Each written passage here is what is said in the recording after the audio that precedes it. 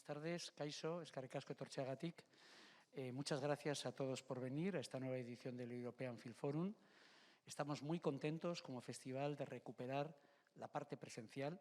El año pasado, desgraciadamente, no fue posible, pero este año, aunque sea todavía con mascarillas, estamos aquí, estamos juntos, podemos relacionarnos. Y para nosotros es muy importante porque un festival no deja de ser sobre todo un lugar de encuentro, un lugar donde intercambiar experiencias. Así que muchas gracias a todas y a todos por vuestra presencia. Quería remarcar un poco precisamente esa parte de encuentro por la situación en la que vivimos. Es el segundo año. Hemos tenido que hacer algunos cambios. Ya sabéis que normalmente usamos el Museo de San Telmo como lugar de encuentro para la industria. Este año vamos a hacer alguna actividad, pero hemos renunciado un poco al espacio que solíamos usar y se hará en el Industry Club. Pero bueno, estamos convencidos que el próximo año volveremos con toda normalidad. Esperemos que estas palabras sean premonitorias de algo positivo, ¿no? I want to thank Creative Europe Media, which is a key supporter of the San Sebastian Industry Project and co-organizer of the European Film Forum. Querría también agradecer a todos los invitados que tenemos esta tarde aquí, que van a participar, especialmente a Elena Neira, a quien le voy a ceder la palabra y yo os tengo que abandonar porque tengo otro tipo de obligaciones. Espero que sea muy productiva esta tarde. Gracias. Gracias. Thank you.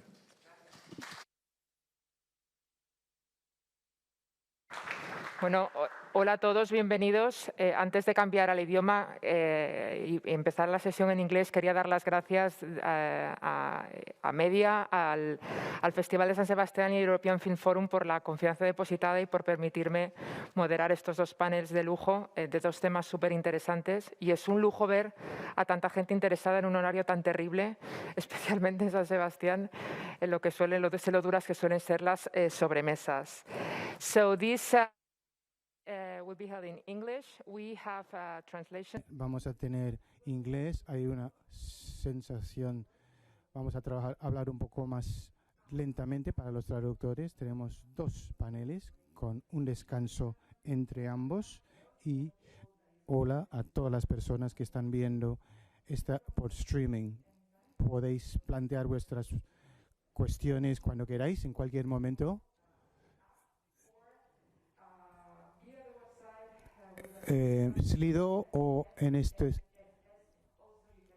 y también podéis hacerlo y plantear así vuestras preguntas. Entonces estamos encantados de teneros aquí y antes de empezar tenemos un breve mensaje de Lucía Recalde, que se va a juntar con nosotros, que es jefa de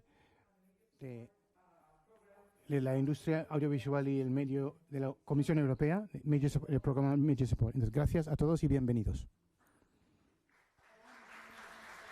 Arratsaldeon, permitirme primero que me exprese en castellano. Quería dar las gracias al director del Festival Internacional de San Sebastián, a José Luis Rebordinos, por acoger este evento y a todo el equipo por la estupenda de un mayoritariamente físico, aunque algunos como yo todavía tengamos que participar de manera a distancia en línea.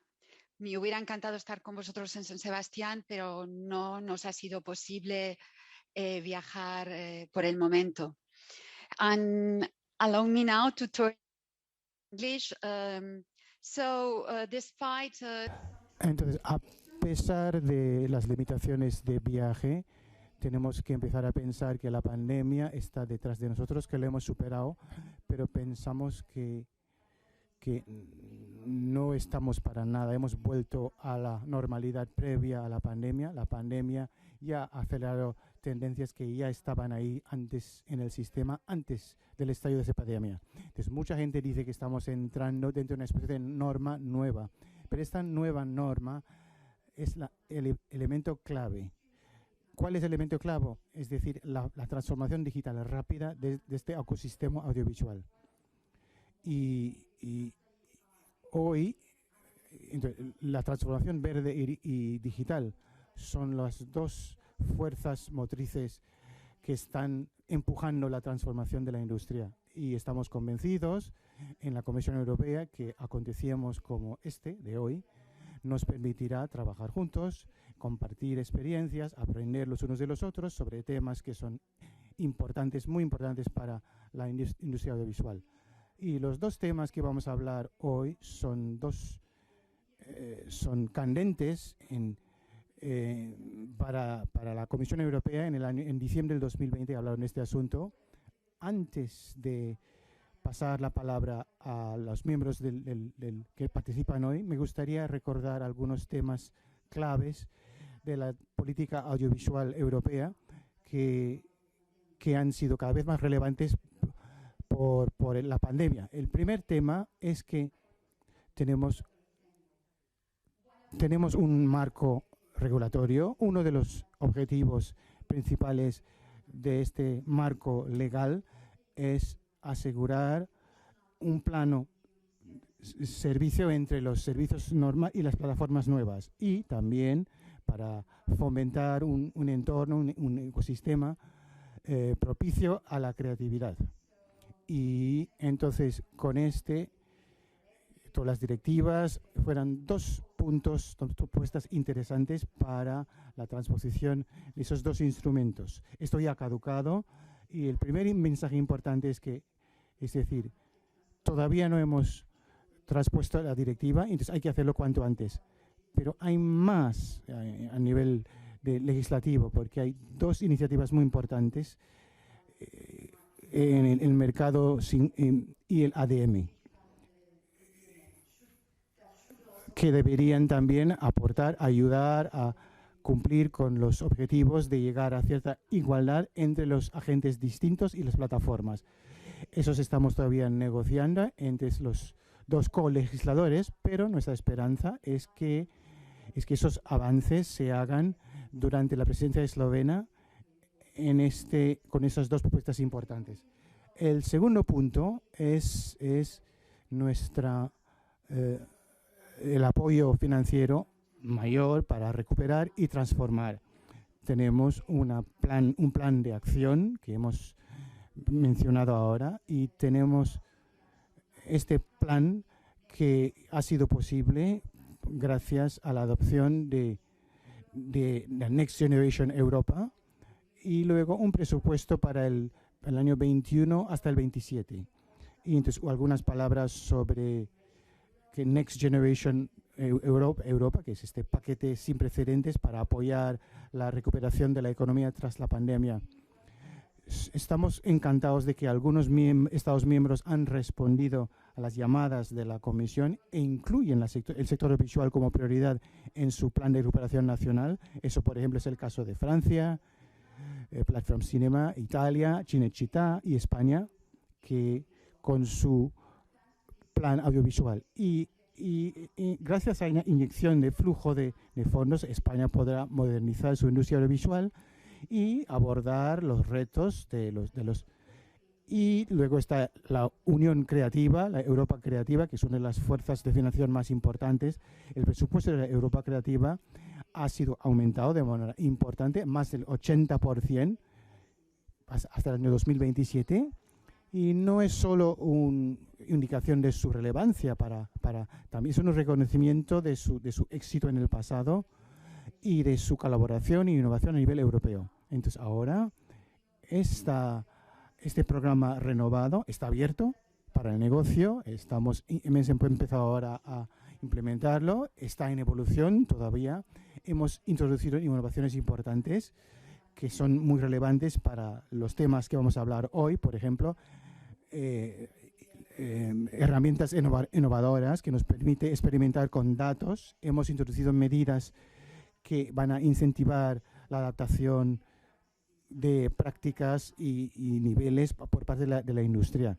Pero también serán los fondos europeos que van a apoyar la transformación tecnológica de la industria audiovisual.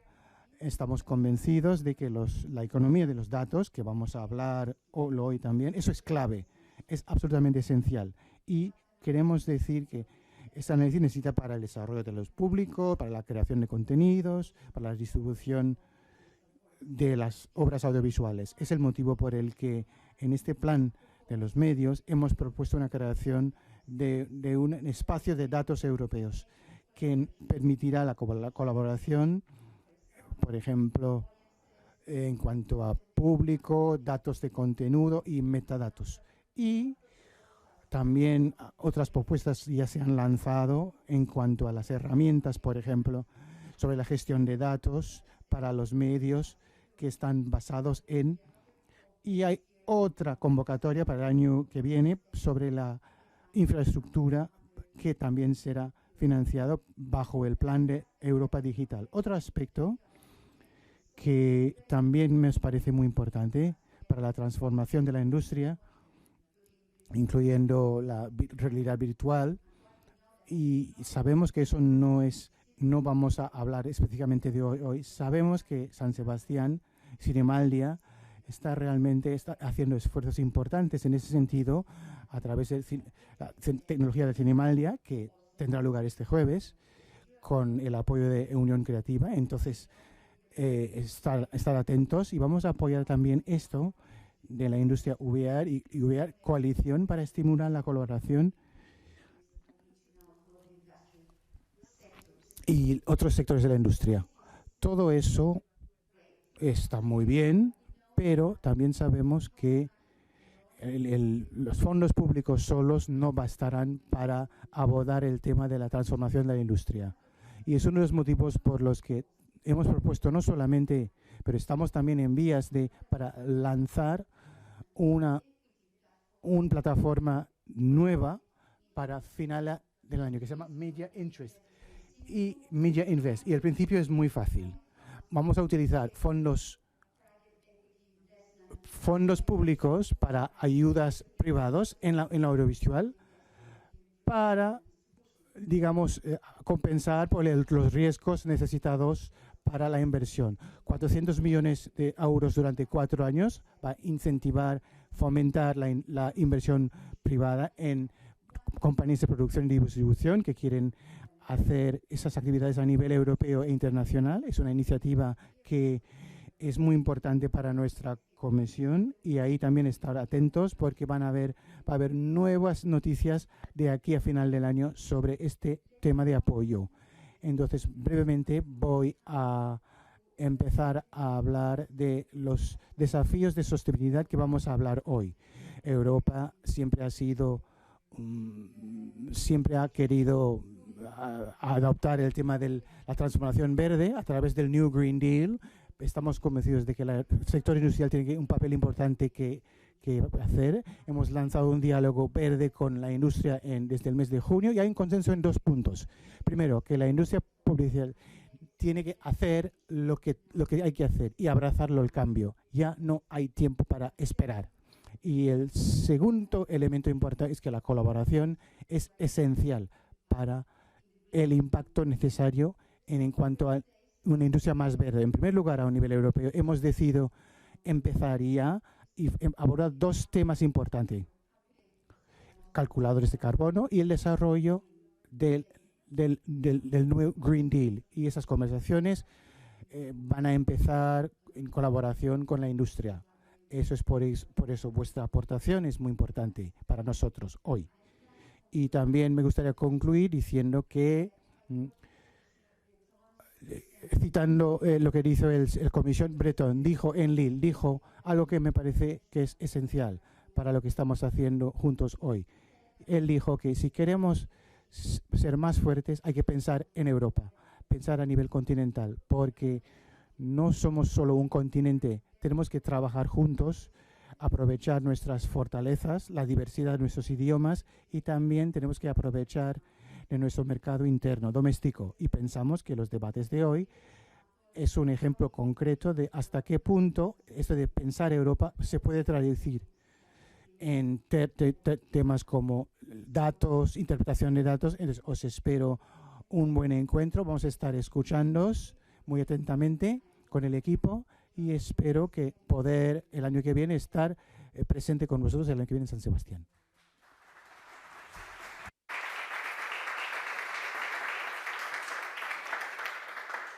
Thank you, Lucía. Muchas gracias, Lucía. Intervención, and let me introduce you the first panelist. Voy a presentar a la primera ponente de la tarde, que va a abordar el primer tema, que es muy interesante, el Green Deal.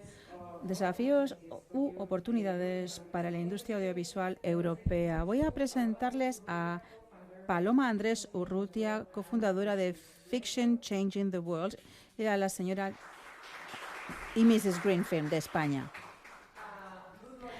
Luz Molina, directora del proyecto Green Screen Europeo en Pro Málaga, España. Sofía Semeredi, y perdón por mi pronunciación, consultora de sostenibilidad y ejecutiva de desarrollo, cofundadora de Green Eyes Production, y Álvaro Longoria, vicepresidente del Club de Productores Europeos, productor y socio de Morena Films, España. Bienvenidos, bienvenidas y gracias por aceptar la invitación a este panel. La primera pregunta: ¿cuál es el punto de partida de la industria europea en este ámbito? Yo sé que es un tema muy importante, pero me gustaría conocer sus opiniones y lo que piensan. Hay mucho que hacer, me imagino, ¿verdad? Sí, es cierto, hay mucho por hacer. Pero también es cierto que para España, al menos, no es algo nuevo.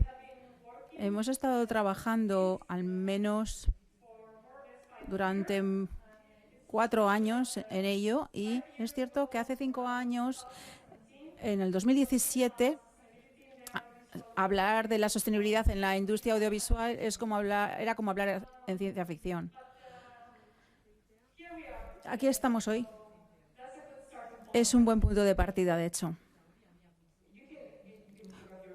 Pueden quitarse la mascarilla y hablar cuando ustedes deseen. Cuando vayan a hablar, se la pueden quitar en su turno. Y si quieren beber, también. Muchas gracias. Sí, como Luz decía, esto no es el comienzo de este viaje, pero se lo parece mucho. Y viendo esta sala llena de gente, escuchando esta sesión para Luz y para mí, con Álvaro también en España, hablar y trabajar de esto. Lo hemos hecho durante mucho tiempo, somos como activistas del tema. Intentamos convencer al sector de que esta era una cuestión muy importante.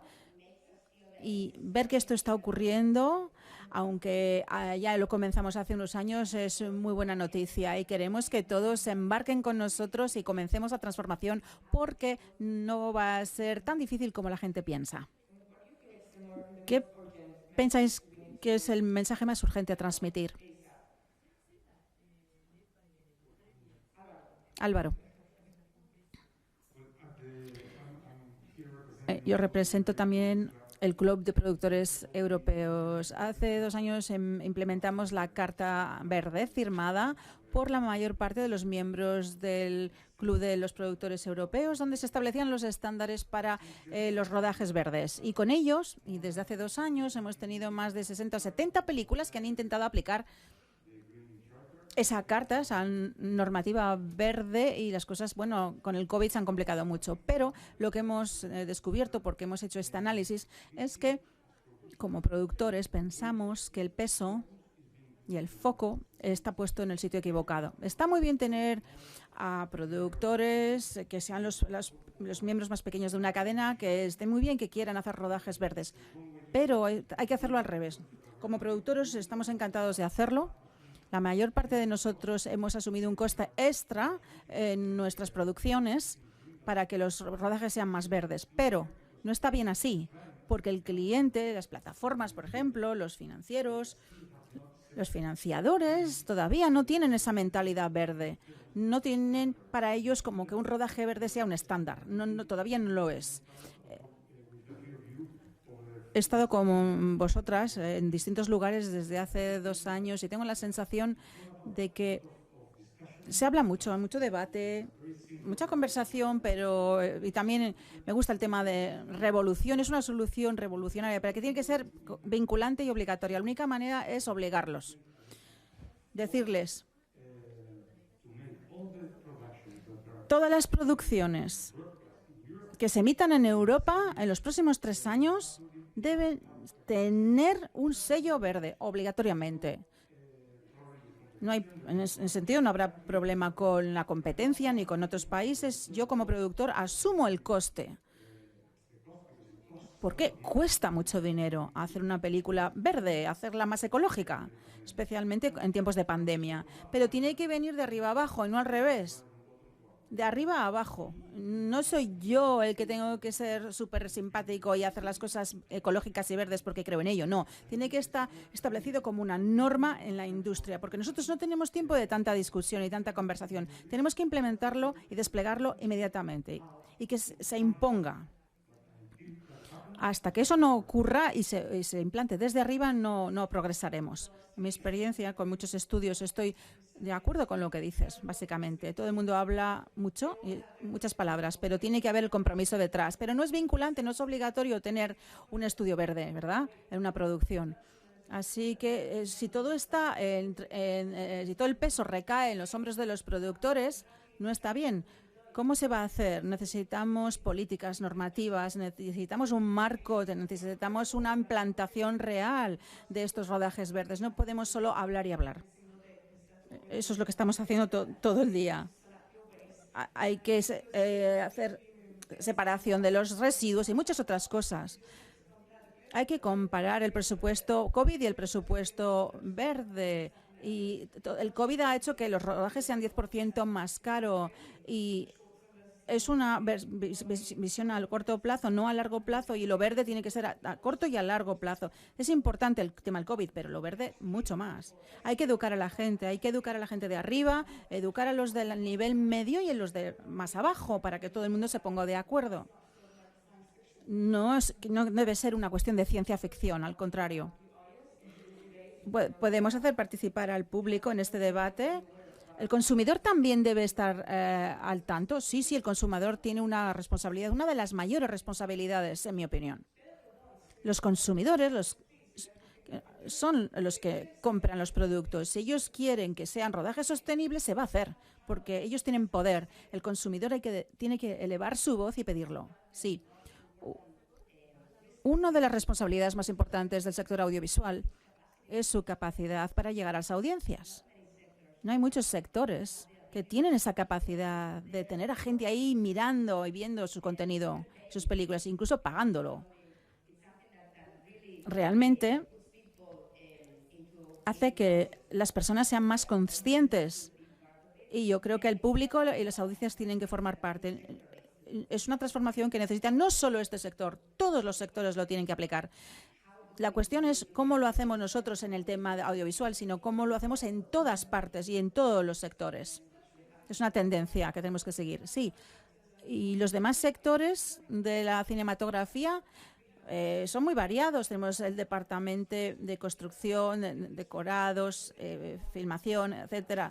Todos participan en una producción y se reúnen durante un mes, 3 meses, 6 meses. Nosotros tenemos que integrar a todos esos gremios, por así decirlo. Bueno, yo me voy a poner del otro lado. Yo no estoy totalmente de acuerdo con lo que decís. Es complicado. Bueno, todo el mundo tiene que ponerse de acuerdo y participar. Bien, de acuerdo en eso. Pero no creo que tiene que ser obligatorio. No de momento. Porque el problema, cuando eres demasiado estricto en estos cambios, es que la gente o la industria se rebota y lo rechaza, porque está impuesto. Desde mi propia experiencia, tenemos que sea un cambio progresivo.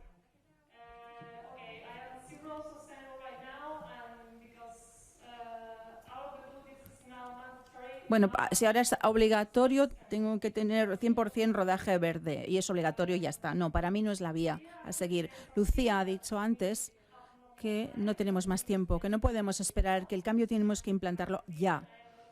Y yo aquí hablo desde el punto de vista institucional. Creo que las instituciones también tienen que aportar esa matriz y apoyarse en ese marco. Estoy totalmente de acuerdo en que no es la industria la única la que tiene que ponerse manos a la obra. Que no tenemos que sufrir nosotros todo el peso de la sostenibilidad. Las instituciones también deben proporcionar las herramientas adecuadas para que eso ocurra. nosotros trabajamos en Green Screening, que es nuestro proyecto. Es una iniciativa que hemos liderado en España, se llama ERICA, y va a ser una herramienta diseñada para ser utilizada en toda Europa. Y el objetivo de esta herramienta es medir el impacto que tiene la industria. Este es otro problema con el que hemos lidiado estos años. A veces es muy difícil explicar con datos, con cifras, cuál es el impacto real de la industria en Europa. Y esto es porque es muy complicado comparar los resultados de un proyecto en la Unión Europea, entre ellos, porque ahora los datos que tenemos para el calculador de carbono en cada país es diferente. No puedes comparar los proyectos. El calculador no es el mismo y esto es muy problemático. Es muy difícil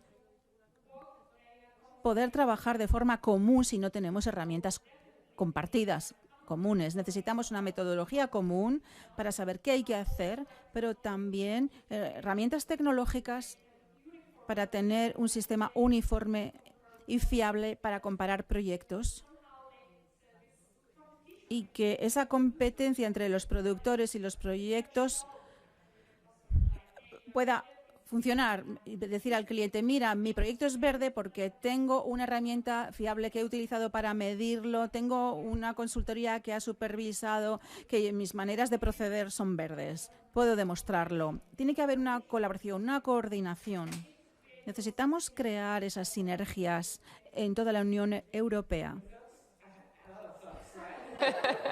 Pensamientos, sí, yo tengo muchos pensamientos. Yo quiero decir que estoy de acuerdo y comprendo. Y llevo tiempo trabajando con Greenpeace desde hace muchos años y hemos hecho muchas cosas audiovisuales sobre cambio climático. Y el problema es que no tenemos tiempo. Está muy bien lo que dices, cómo hacerlo, está muy bien, todo el mundo se sienta, habla, traemos los calculadores, que sí, patatín, patatán, hablamos con Lucía, es fantástico y decimos que se va a hacer poco a poco. Pero no tenemos tiempo, no tenemos tiempo. Yo llevo involucrado en este tiempo desde al menos 3 años. Y siento que me estoy repitiendo. Y eso es normal, así funciona la política, pero el problema es que en los temas medioambientales es que ya se nos está agotando el tiempo. Y si cada industria tarda lo que tardamos aquí en cuanto a tiempo y a discusiones, es que estamos condenados. Entonces yo creo que es una oportunidad fantástica para que la agroindustria industrial coja el liderazgo y demostrar cómo hay que hacer. Hay que hacerlo drásticamente. No hay tiempo para pensar qué tipo de calculador hay. Tiene que haber un calculador, punto, ya está. Y a mí me da igual. Yo soy productor, me da igual que el calculador sea así o asá. Necesito saber cómo hacerlo. Y eso está tardando mucho tiempo, mucha discusión, mucho bla, bla, bla.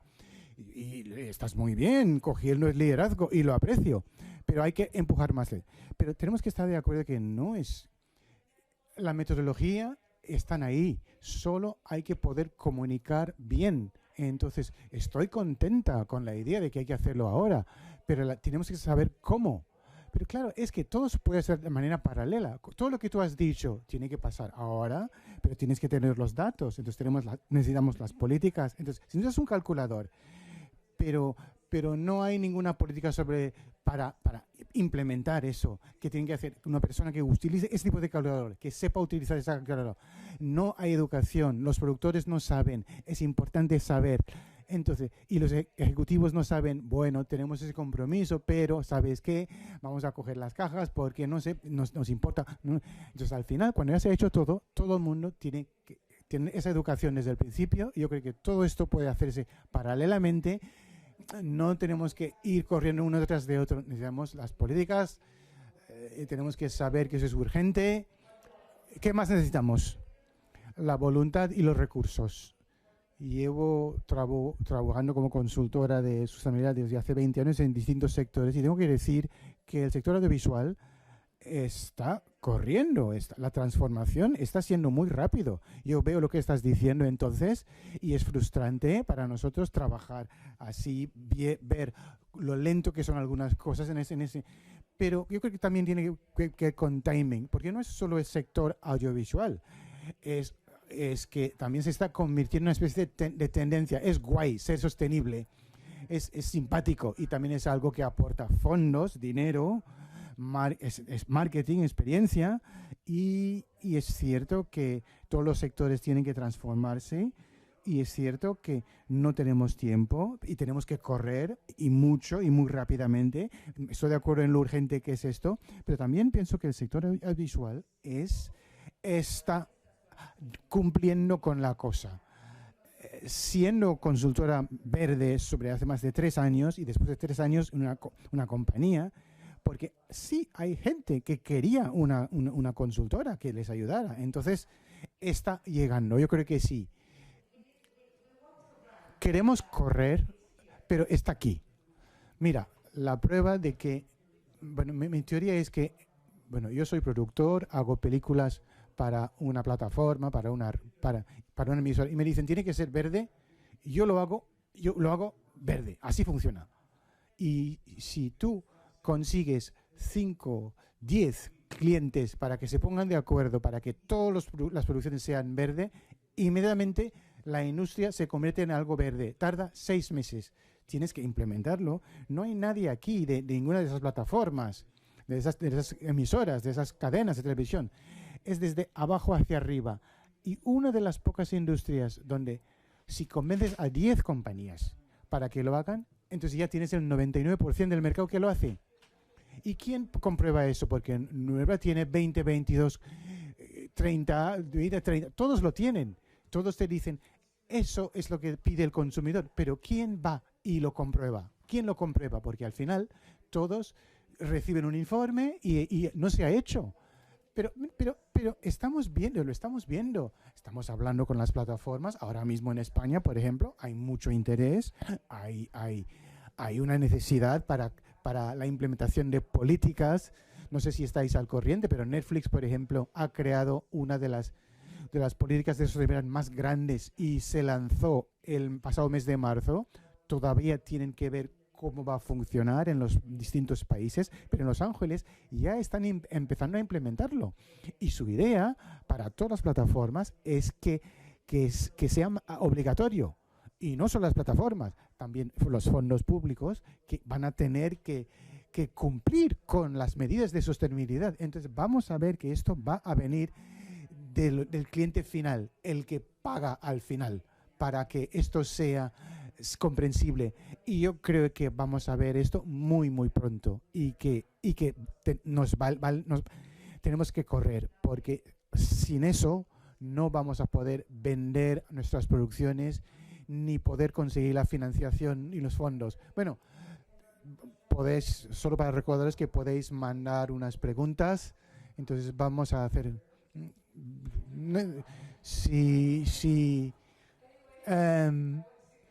quiero más específicamente hablar del desarrollo de los metros de carbono digitales. ¿Habéis trabajado con ellos? ¿Cuál es vuestra experiencia? ¿Podéis hablar brevemente de eso? Luz, eso te toca a ti. Eso es cosa tuya. Bueno, en primer lugar, no es solo sobre el carbono. Es lo primero. Lo primero que hay que aclarar. De hecho, ese sello carbono, ese es el más común, pero estamos trabajando también sobre algo que también va a medir. No está basado solo en carbono, es también es medioambiental. También estamos hablando de agua. Y también me gustaría decir que cuando hablamos de sostenibilidad, inmediatamente uno piensa en lo del carbono y en el tema medioambiental. Pero no hay que olvidar que, digamos, la faceta social de la sostenibilidad. También es divertido ver si tú haces tu proyecto y es más social, lo conviertes en algo más sostenible desde el punto de vista medioambiental. Un buen ejemplo es básicamente si haces, por ejemplo, un proyecto en un lugar específico y en vez de un catering de de otro lugar, utilizas los negocios del lugar. Entonces, reduces el impacto sobre el medio ambiente y haces tu proyecto más social y ayudando la economía local, doméstica. Y estás reduciendo también el impacto que hay en este lugar. Por ejemplo, también otra cosa que puedes hacer es si necesitas extras, figurines extras que están trabajando en una película y estás contratando a gente del lugar, estás también ayudando, haciendo algo sostenible desde el punto de vista medioambiental y social. Herramientas. Tu pregunta. Sí, hay unas cuantas herramientas. En green screen, pantalla verde, es muy divertido y por eso hemos intentado empezar ese proyecto Eureka, porque en un momento somos 8 socios en este proyecto y teníamos 4 calculadores distintos y entonces hicimos esto, decidimos coger un proyecto y utilizar los 4 calculadores distintos. Y nuestra sorpresa es que el resultado era muy distinto con cada uno. Entonces, eso nos hizo llegar a la conclusión de que hay que desarrollar una herramienta común, porque evidentemente de un país a otro, basado en ciertos datos que hay que adaptar, pero hay una información general, parámetros que se han utilizado en toda Europa. Por ejemplo, hay una coproducción internacional, no tienes que utilizar 4 herramientas distintas para poder calcular el impacto.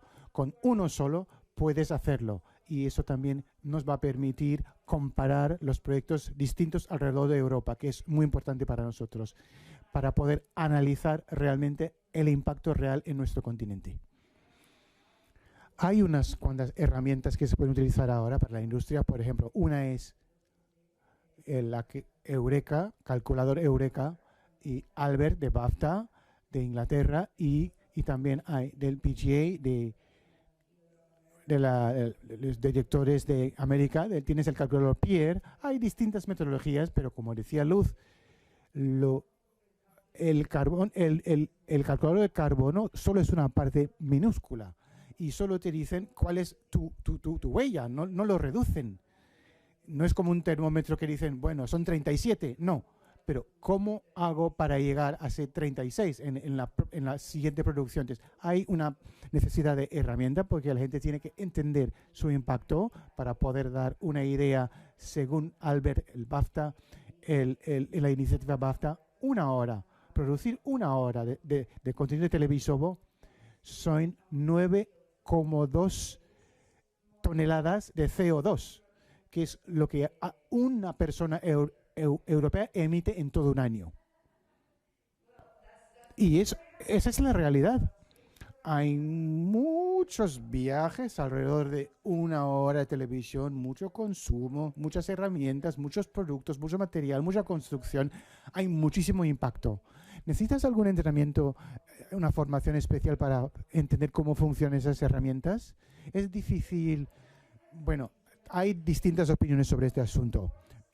Por supuesto que hay herramientas fáciles, de uso fácil, que debe ser muy importante, pero también, por supuesto, llevo 20 años trabajando en esto y he visto resultados distintos. Siempre pienso que un buen profesional te puede ayudar más que una herramienta o combinar, juntar los dos. Desde el punto de vista práctico, tenemos 2 producciones que están rodando en Hungría ahora. En una es americana, donde estamos utilizando Pitch, la de PGA, y eso es de Film 4 Searchlight, en que estamos utilizando Avid. Ambos calculadores provienen de países distintos. Estamos rodando en Hungría con ambos países. Estamos Jordania, Eslovaquia, y ninguno de esos pueden incorporar eso. Entonces yo creo que necesitamos un calculador común para poder dividirlo en cada territorio, porque cada territorio es distinto. ¿Cómo voy yo a medir mi nivel de carbono con un calculador americano? No tiene sentido, pero todavía está bien que estemos midiendo algo, porque antes en Hungría eso no se medía. Entonces, el hecho de que se mida algo ya con la Comisión Nacional de Cine, que está implementando medidas verdes. Entonces, necesitamos más datos. Solo quiero señalar que ningún sector ha podido crear su propio calculador. Estamos pidiendo al sector audiovisual que hagan algo que el sector de ingeniería o el sector de electricidad lleva años intentando hacer y todavía no ha podido hacerlo. Entonces, está bien y es un deseo tener una sola herramienta o un sello, pero esto no ha pasado en otro sitio, como la industria del papel y de madera, que tiene la certificación desde el principio. Los que han empezado las certificaciones todavía tienen, yo qué sé, 15 sellos distintos y 15 certificaciones distintas diciendo que este papel es sostenible y este no. Entonces yo creo que es una buena idea, pero centrar el debate en que creemos una herramienta única, juntémonos todos para el sector audiovisual, es mucha presión para un sector. Ningún sector ha podido hacerlo. Pero yo creo que tenemos que llevar un paso más adelante y ver toda la cadena de suministro. Porque muchos, por ejemplo, mi compañero de catering, ¿de dónde sacan sus cajas? ¿De dónde sacan su casa? Se ha escrito 100% compostible, pero es una mentira. ¿Quién lo va a comprobar? Necesito a alguien que me diga todo, paso por paso. En el departamento de construcción, alguien que lo que esté verificando. Y en el departamento también de vestuario, alguien que lo esté viendo, que me diga que es sostenible. Entonces, cada ítem hay que chequearlo.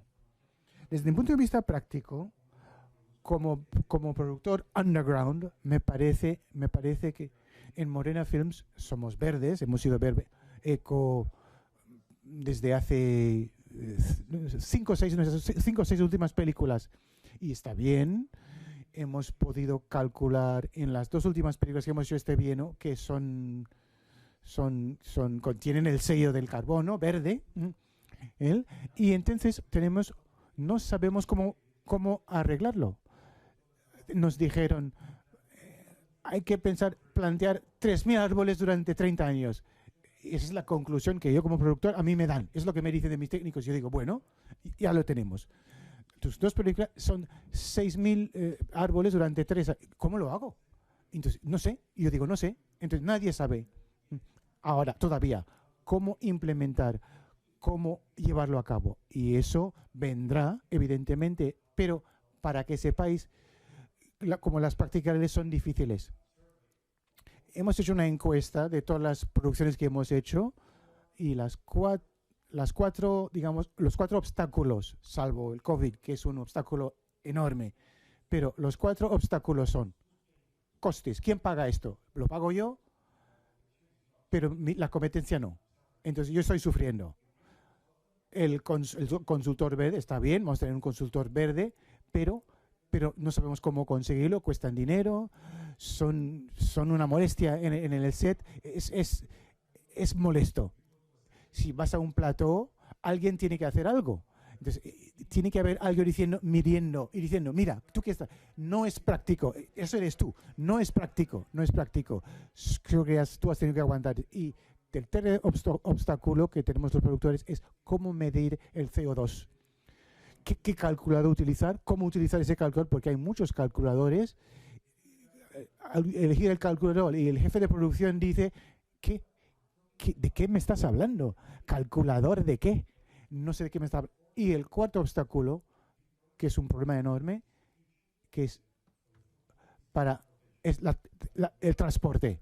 Una de las cosas que contamina más es el transporte y las costumbres. Los actores, por ejemplo, sus costumbres y muchos miembros del equipo son muy difíciles cambiarlos. Están acostumbrados a coger el coche, ir al plató en su coche. Los actores viajan en primera y la gente dice, mira, en verde tienes que ir en coche o en tren. Y la gente dice, no. Eso un poco son... Pero la verdad y lo positivo es que la gente lo está intentando hacer ya.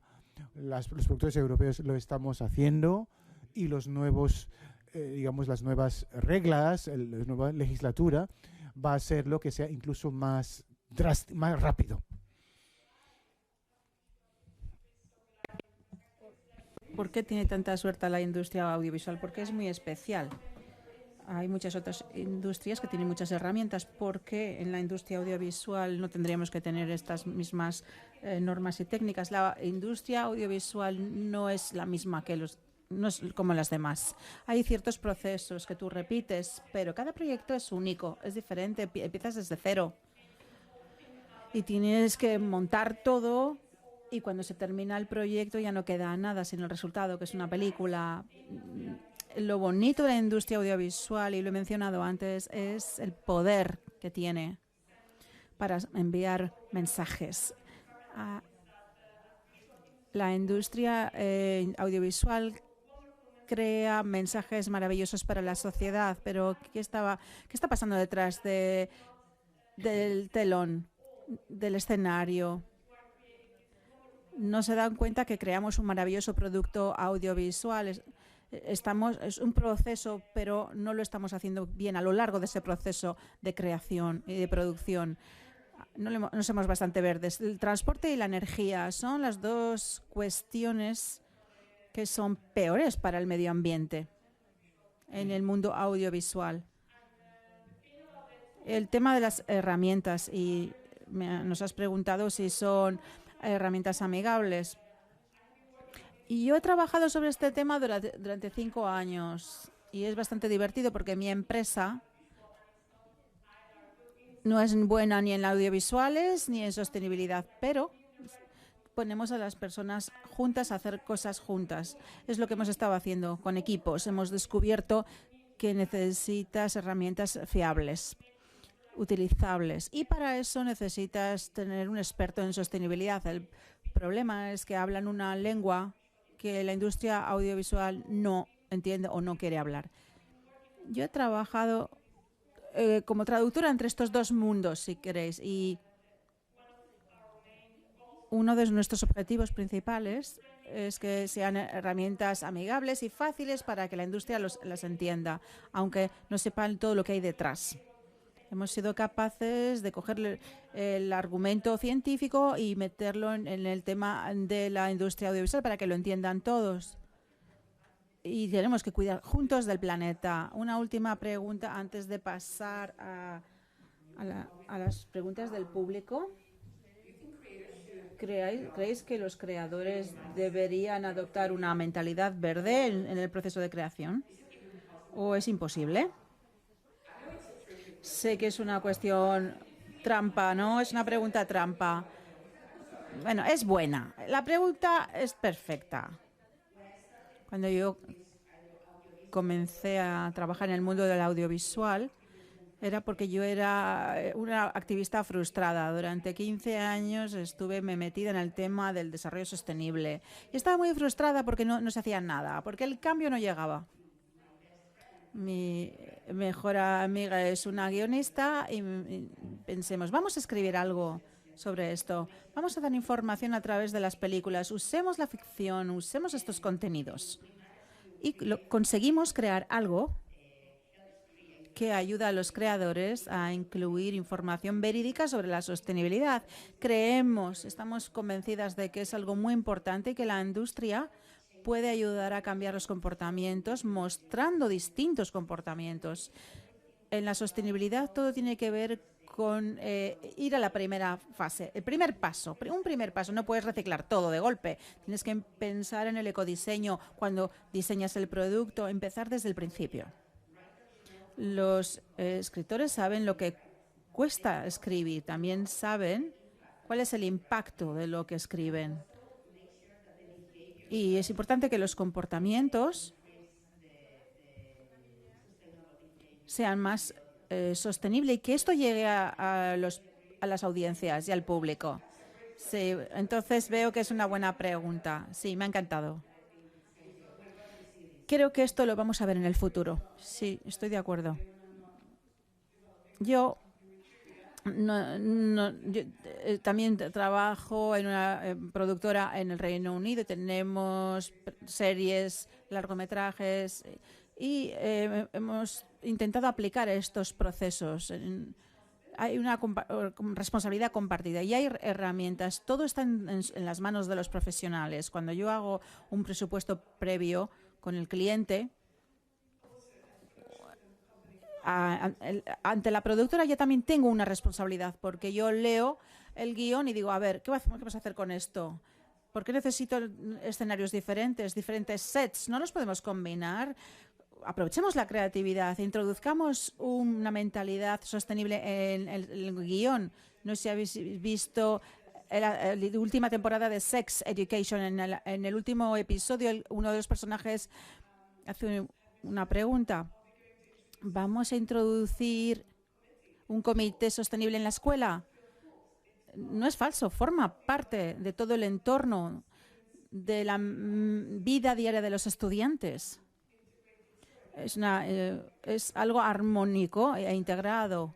Sheben Chang-chi es una producción donde están usando coches híbridos. Cogen los coches híbridos y la cámara va avanzando y muestra que el coche está enchufado. Y en el avión les pregunta si quieren una versión vegetariana o con carne. Cosas así. Pero quiero volver al tema del coste. Muchas veces la gente no sabe que hay que pedir la opción sostenible del proveedor, que la tiene, que no cuesta más, pero hay que pedirla. Nos ha pasado cuando hemos hecho los Marvel Shows. Muchos suministradores, proveedores tienen la versión eco barata, pero como no la piden, pues no la ofrecen. Y ha ocurrido en varias ocasiones. Hay que pedirlo porque lo tienen. Lo verde lo tienen. Sí, a mi jefe de transportes voy a pedirle la opción sostenible. Hace 5 años gasté todo el dinero para comprar 5 camiones. Son diésel, es lo único que tengo, me va a decir. No puedo cambiar los camiones, son diésel. ¿Y qué me va a pagar a mí? ¿Qué me vaya a durar a mí a cambiar ahora mis camiones por unos híbridos? Nadie. ¿Por qué lo tengo que hacer? No me lo puedo permitir. El día es quién va a pagar por el cambio. Y en cuanto al contenido, creo que está muy bien lo que dices, pero si realmente lo piensas, no es suficiente. El hecho de que en una película Marvel pidan un menú vegetariano parece poca cosa, ¿no? No, pero es que nos atacan por todas partes si no lo hacemos, claro. Sí, que me parece importante, cierto. Pero es la normalización de la ecodiscusión. Y aquí esto debería ser obligatorio, prioritario, para los clientes también. Se hace con el género, con la raza y con muchas cuestiones. Se lucha contra el abuso, el maltrato, etcétera. Y el medio ambiente también se tiene que poder imponer, ¿no? No es obligatorio, ese es el problema. Sí, lo importante aquí es pensar a largo plazo. Un rodaje es muy corto, pero con el calculador. Solamente mides la producción, pero no mides todo el ciclo. Todo el ciclo de vida de una película empieza desde el guión, preproducción, postproducción, distribución, ventas, etcétera. Es un continuo y es un proceso muy largo donde intervienen muchos agentes. Hay que pensar en todos los proyectos y las distintas fases, y no solamente un proyecto, porque están rodando Capitán América, Marvel, etcétera. Hay muchas producciones. Hay que meter presión a los estudios y decir, voy a pagar por esto, sí, y vas a hacer otra cosa porque dentro de 10 años tenemos que seguir con estos procesos. Hay que cambiar las luces y poner bombillas LED en los estudios de sonido, en los estudios de iluminación. Lo mismo en Hungría. Está trabajando ahí con estudios y hay que unirse entre estudios para compartir los costes. ¿Por qué no? ¿Por qué no lo pensamos juntos? Bueno, no sé si estoy diciendo algo que es una herejía. No es así. Necesitaríamos más tiempo. No lo tenemos. Quisiéramos dar la palabra a la gente del público. ¿Tenemos alguna pregunta en Slido? ¿Hay alguna pregunta aquí? Sí, adelante.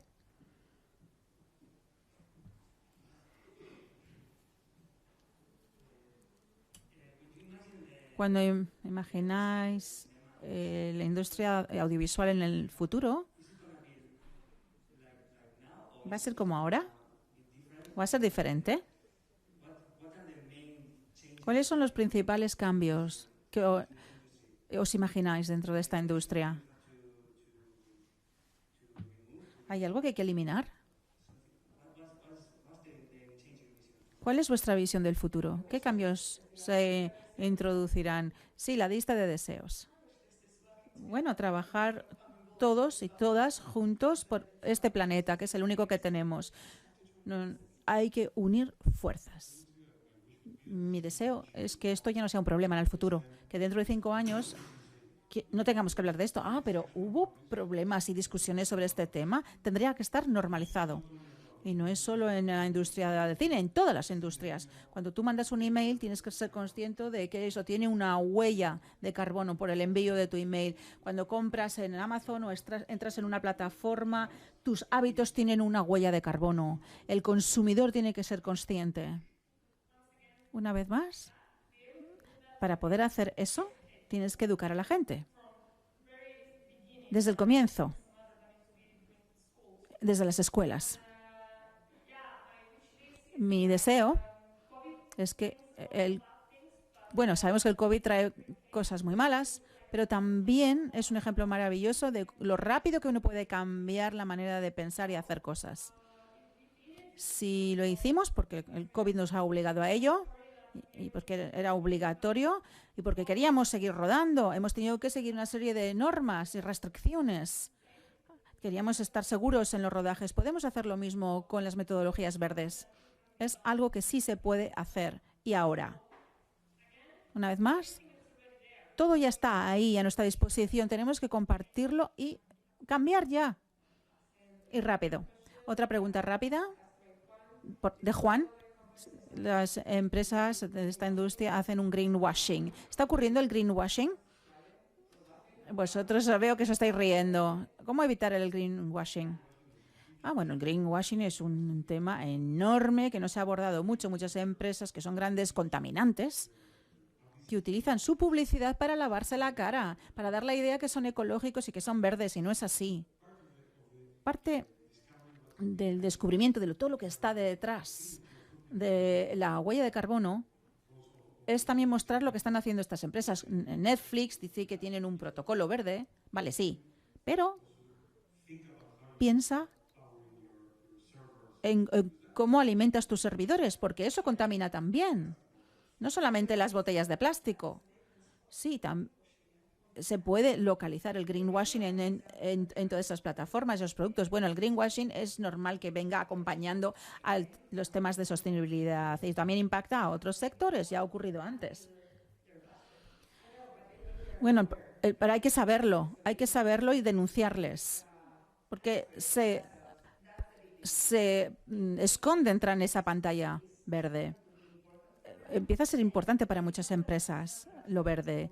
Una empresa se centra en la sostenibilidad por buenas razones, cuando no tiene otra opción, cuando las medidas de sostenibilidad no dependen del departamento de marketing, sino cuando contratan a alguien que sabe mucho de sostenibilidad. Y lo hemos visto a lo largo de muchos años. He trabajado con muchos departamentos de marketing en muchas empresas y ahora empiezo a tratar con gente que viene del sector de la sostenibilidad y no solo de marketing. Es una cuestión muy grave el greenwashing, pero la gente que hace el greenwashing al final le echan.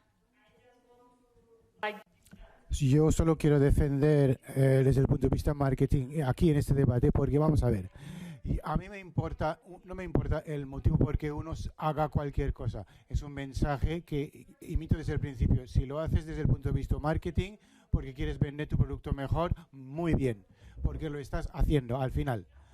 Y entonces no tiene que ser, bueno, yo quiero que realmente para cuidar el planeta. Si realmente lo crees, maravillosamente. Pero si lo estás haciendo solo para vender mejor, pero también bien, porque estás cuidando al planeta al final. Igual por el motivo erróneo, pero con un buen resultado al final. Pero contratar a alguien que sepa hacerlo, en vez de alguien que quiere demostrar que tu compañía es verde y no. O sea, un algo que cumple y no uno que finge. Si estás demostrando y haciéndolo también, pues muy bien. Pero ahí no está el tema. Mira, la mayoría de las cooperativas no tienen alma. No tienen alma. Su objetivo solo de las compañías es hacer más dinero para los accionistas. Y si pueden escaparse haciendo greenwashing, lo harán. Entonces es importante que esto se lleve a otro nivel y tiene que ser real, obligatorio pero no hay que olvidar que esto sigue siendo una industria Y es una industria porque es una industria para hacer dinero, entonces los beneficios son importantes. Por eso que hay que convencerles de que hacerlo sostenible no vale la pena desde el punto económico y es mejor para los sueldos. Vamos a ver. Decirles no tienes una opción, tienes que hacer verde 100% y no es para hacer greenwashing y cuestión de imagen, es realmente implementar y ahí es vuestro rol. Es fácil decir, bueno, pintarlo, presentarlo como una película verde, que soy un productor, ecoproductor, pero hay que hacerlo de verdad. Bueno, lamento tener que interrumpir, pero Paloma Luz, Sofía Álvaro, muchas gracias por vuestra generosidad y vuestros pensamientos y vuestras soluciones y vuestras propuestas y vuestra simpatía. Muchas gracias. Vamos a hacer un descansito. Y antes del segundo vamos a hacer un descansito y proyectar un vídeo. Gracias. No os vayáis. Round became square. Small became big, and small and big, and smaller and bigger. From a classic fairy tale, we flew into an exciting reality, discovering a world of possibilities. We've learned and we've loved. We still learn and we still love. Together, we have shaped the culture of today, and we keep on building, creating, and growing. Through the tough, the rough, and the many challenges, always supporting, encouraging, enriching each other. So that square can become any shape, and small can become so much smaller when we realize how big it really is. 30 years of support, and we keep going, because you are building the culture of tomorrow. Your stories are meant to be shared.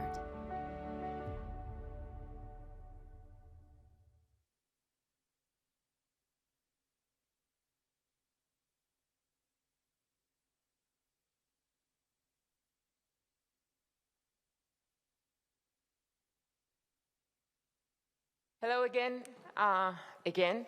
That was fast. Bienvenido. El segundo panel. Vamos a hablar de la digitalización y Big Data. Depende de tu país. De qué vía debe emprender Europa. Por favor, den la bienvenida a Niels Albert, Emilio Sánchez Zavalios y Oliver Fagan.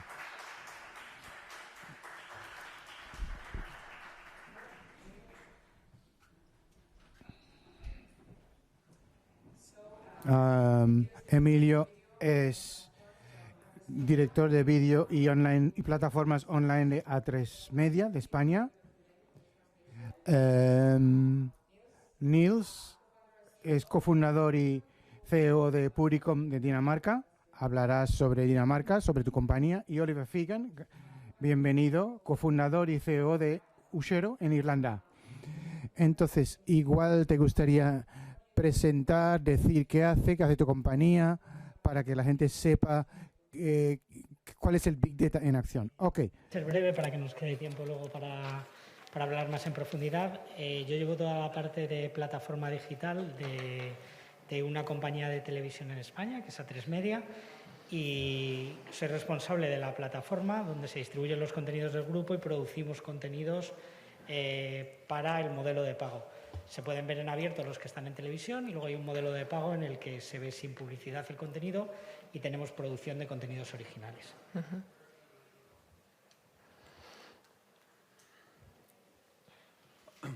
Yeah, I'm a CEO. Soy CEO de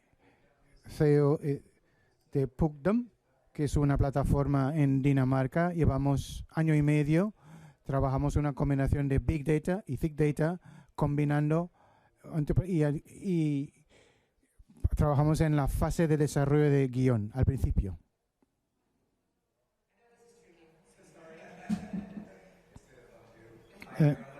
Me llamo Oli Fagan, soy CEO de Ushero, Irlanda, y trabajamos con productores y distribuidores como además entidades nacionales de cine para ayudarles a promocionar sus películas al público, para entender qué bien están haciendo desde el punto de vista de distribución. Bueno, sabéis que estamos en un festival de cine y cuando habláis a los directores, a los productores y habláis de Big Data, dicen, Big Data. Entonces, podemos elaborar sobre esto. ¿Es un riesgo? ¿Es una oportunidad? ¿Cómo se utiliza el Big Data bien y para proteger el lado creativo de la industria? Creo que es el mayor temor de todos los que estamos aquí. Sí, estoy de acuerdo hasta cierto punto, pero también creo que hay muchísima curiosidad.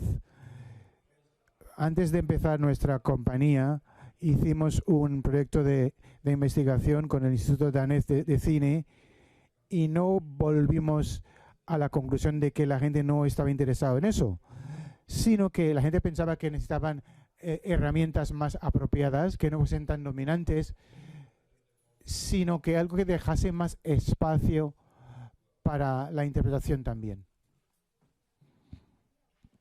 Que la clave principal está en entender el Big Data como un elemento muy importante, pero que esté un poco al servicio de lo que estemos trabajando.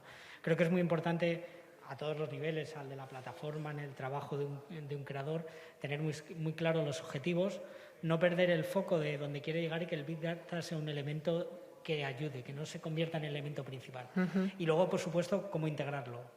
Hablabas de perder el miedo, cómo integrarlo en los procesos, en los equipos, entenderlo, el que no sea un dogma que te dan los números, sino que sepas que lo que tienes es un respaldo, que muchas veces puede confirmar algo en lo que estás trabajando o algo en lo que quieres, si hablamos desde un punto de vista creativo, pero que también te puede hacer reflexionar. O sea, tú puedes tener el apoyo de Big Data que te ponga en duda determinadas circunstancias de la producción. Es muy amplio, no quiero especificar nada concreto de la producción o del trabajo creativo, y aún así seguir esa vía, pero tú tienes una fuente más de información de la que puedes tirar, y yo creo que es muy importante.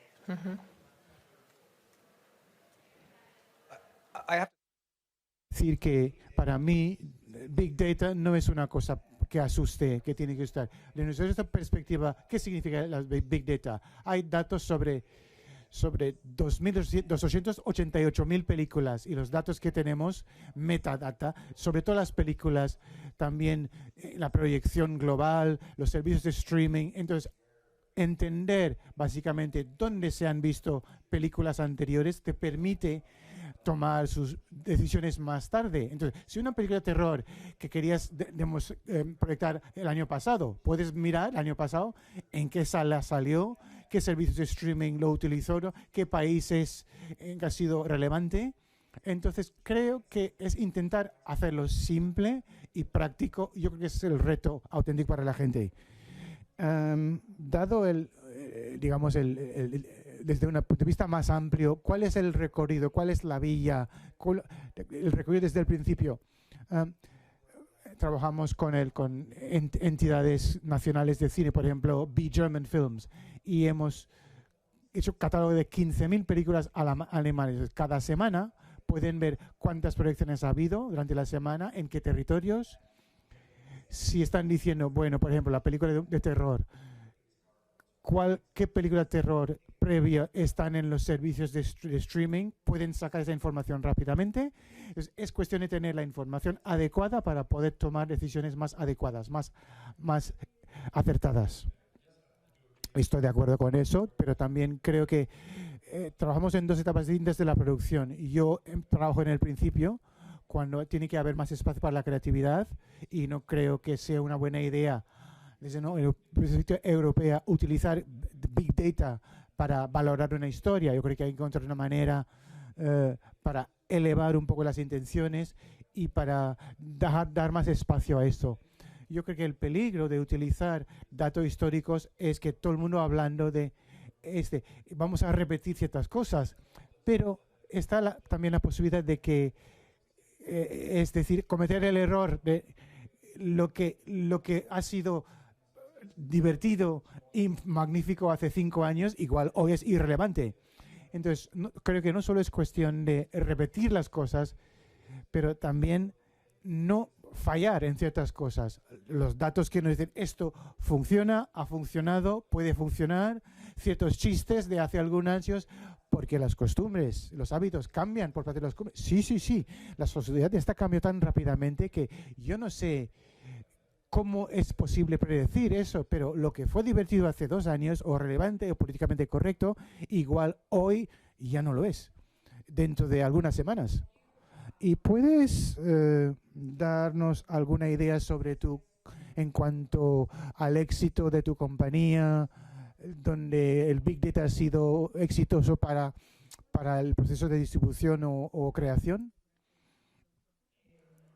Yo creo que nosotros lo hemos trabajado en varias líneas, porque por un lado trabajamos, al final se aplica a todo el espectro, se aplica a la captación de usuarios, a la captación de suscriptores, a la distribución de contenidos, desde propias ofertas a los suscriptores.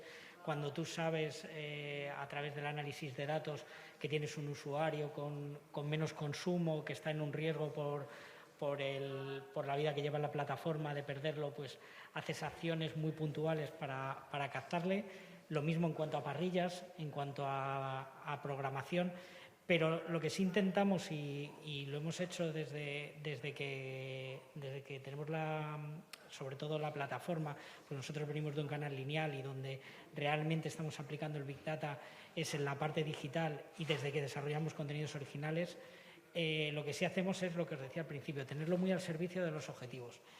Es verdad, y como decíais, que muchas veces que el algoritmo, el dato, te puede poner en duda un proyecto. Lo tienes sobre la mesa y valoras el riesgo. También son como las normas. Tienes un dato que te dice una cosa, pero está para romperlo. Al final tú puedes estar viendo una tendencia y es verdad que eso te está marcando unas probabilidades. También muchas veces se quedan fuera, sobre todo en los aspectos creativos. Yo entiendo que es una cosa que evolucionará en el trabajo de Big Data, determinados aspectos que muchas veces no estamos recogiendo el dato, ¿no? Que es otra de las claves. ¿Qué datos recogemos? Nos cerramos unos datos y quedan fuera datos que yo creo que son muy importantes para variar esos apuntes que te puede dar el Big Data. Entonces, es una cosa que está en constante cambio, no solamente la aplicación, sino los elementos que utilizas para sacar esas conclusiones.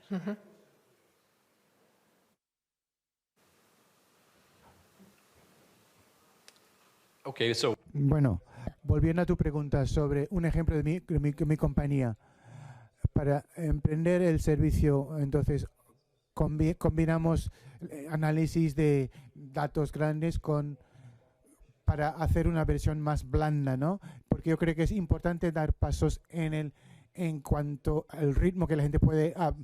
Entonces, en vez de utilizar datos previos de guiones, no utilizamos esto, no hacemos predicciones, solo utilizamos esto para conectar con el interés del escritor y del guionista y el director de lo que la gente piensa sobre un tema concreto. Y al paso siguiente, en la etapa siguiente, profundizamos más en etnografía, incluir a gente de países distintos, hacerles entrevistas durante la película, participan durante ciertos días de rodaje, generar unos como 200 vídeos durante con el segundo, digamos, de datos. Para darte un ejemplo de un caso muy importante para nosotros,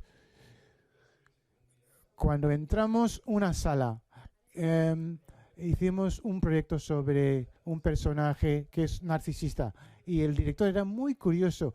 ¿Qué gente conecta con los narcisistas? Porque él tenía sus sentimientos, pero eso es algo que resuena con el público. Entonces hicimos una especie de búsqueda por internet, de medios, redes sociales, y luego hicimos una encuesta de lo que la gente piensa sobre este tema central y queríamos ver si había diferencias entre Dinamarca, Noruega y Suecia en cuanto a lo que pensaba la gente, en cuanto a lo que es un narcisista. Y todos decían que era un bastardo, pero era un tipo de bastardo distinto. Entonces, en Dinamarca es un tipo peligroso, en Suecia era un tipo distinto tipo de bastardo. Es un pobre tipo, hay que cuidarle porque es un poco enfermo.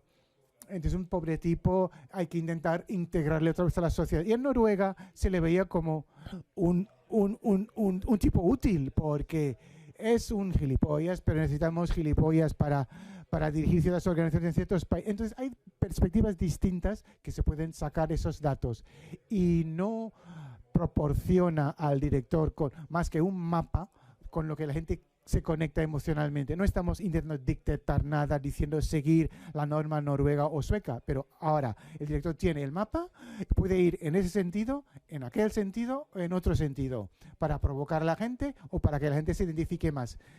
Entonces, sí, entonces en cuanto a términos, buscas a la gente y ver qué piensan de cada tema, ¿no? Clasificación, categorías distintas, ¿no?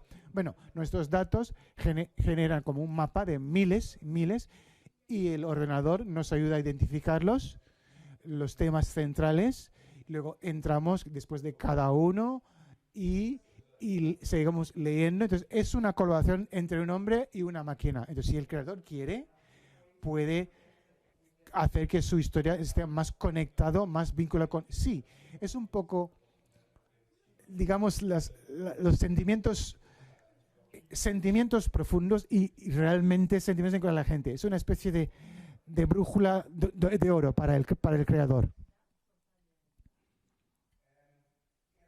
Yo creo que un ejemplo claro de lo que hacemos es nuestro enfoque principal es trabajar con los distribuidores y el objetivo el distribuidor es que la gente vea sus películas.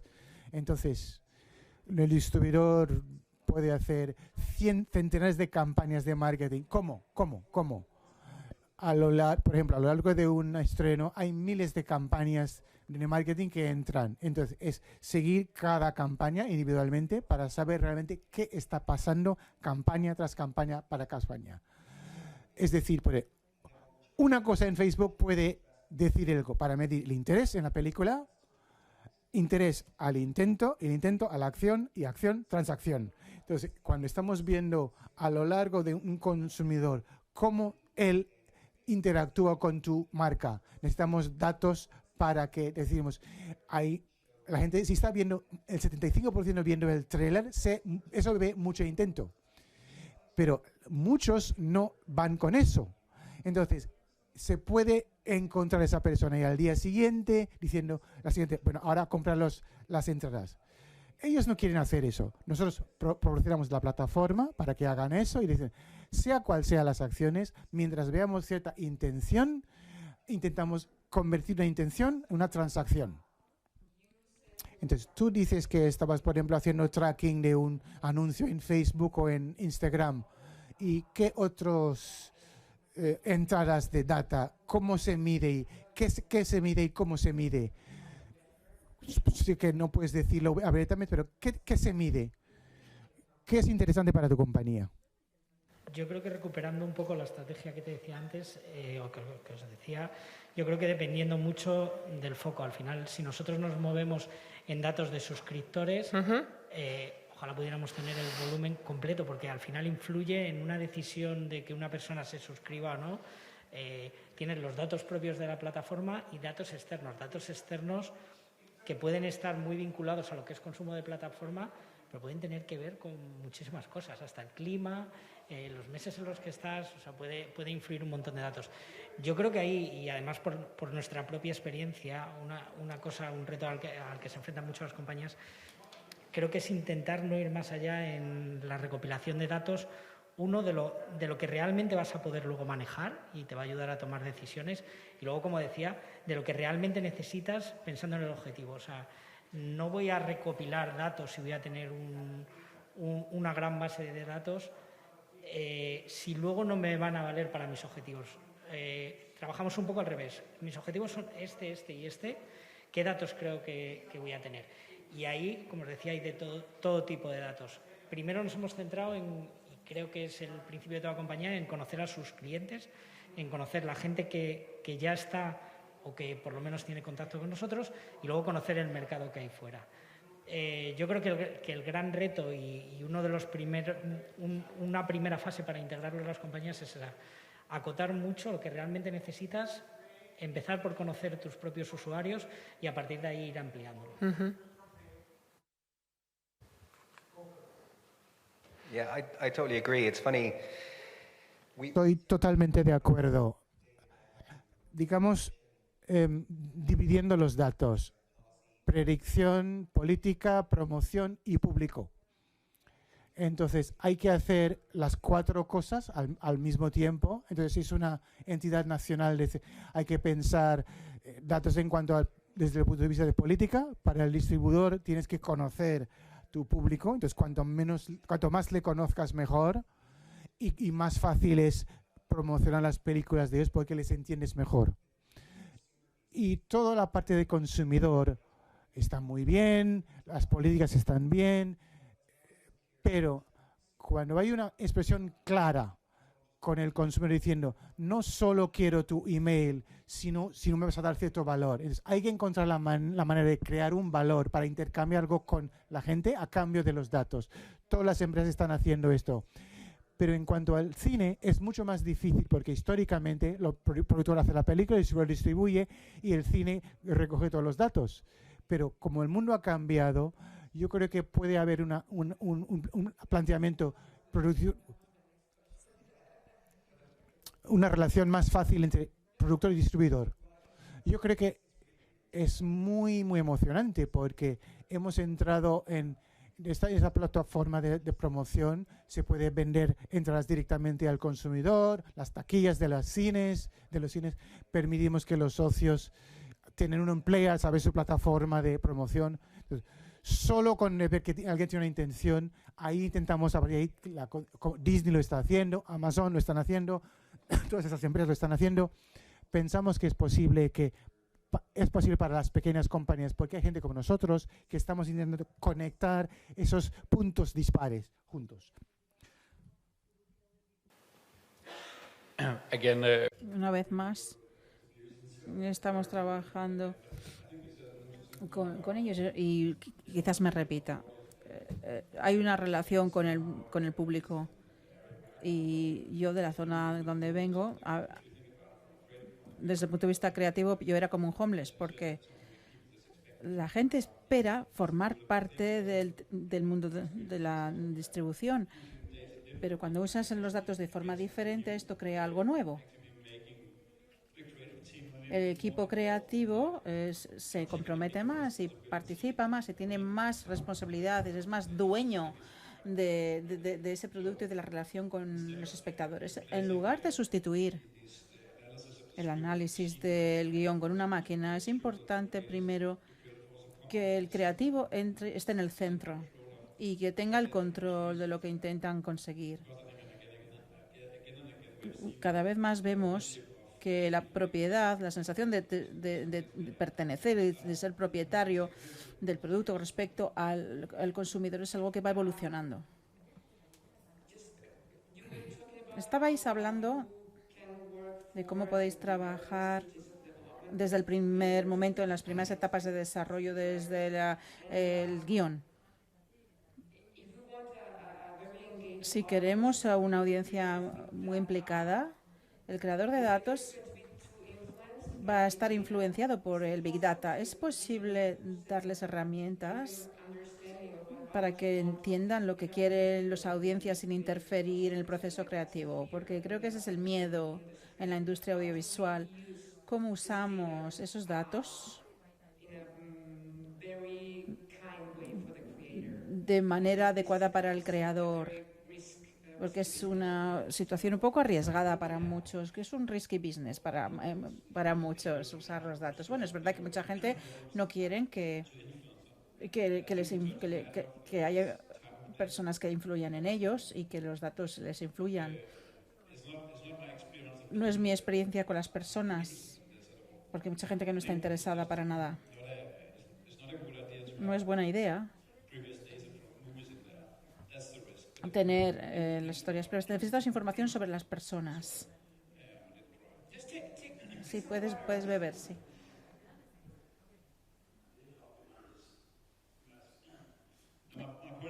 Lo que quiero decir es que no es peligroso, sino qué tipo de datos les das. Muchas veces lo que hay es un miedo a que se impongan las cosas, depende cómo esté integrado. Ahora también existe a nivel del creador, una productora, un responsable, depende de la estructura, ¿no? Que te está imponiendo, oye, esta es la línea que hay que seguir, esta es la audiencia a la que vamos dirigidos, esta es la cadena a la que va, y lo hay. Y hay casos en los que es muy vinculante y creadores que entran en el juego o no entran en el juego, y lo mismo pasa con el Big Data. Si está acotado y si rompemos en los equipos ese miedo, habrá en sitios que no, pero debería ser así, en el que es una fuente de información más para hacer su trabajo y no es el único camino a seguir, sino que es, oye, yo te estoy marcando este camino, que lo sepas, y a partir de ahí el creativo, la cadena, depende de la estructura que estemos hablando, pueden coger ese camino por un lado, pueden cogerlo, lo puedes coger en dirección contraria, rompiendo con eso. Entonces, yo creo que es el miedo a que esto se convierta en un dogma en el que yo trabajo solamente para los datos que tenga. Y los datos a veces o no están todos los datos que tenemos o queremos tenerlos pero no hacerles caso.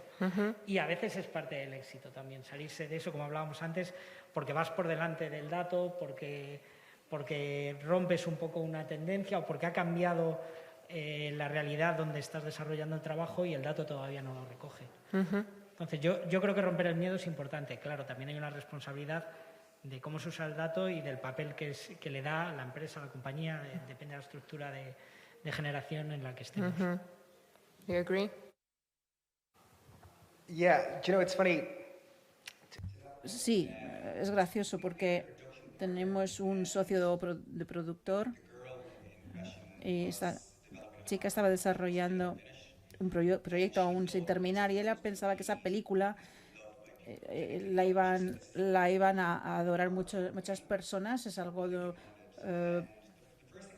muy duro para las mujeres, pero pagar 100 euros a 20 campañas diferentes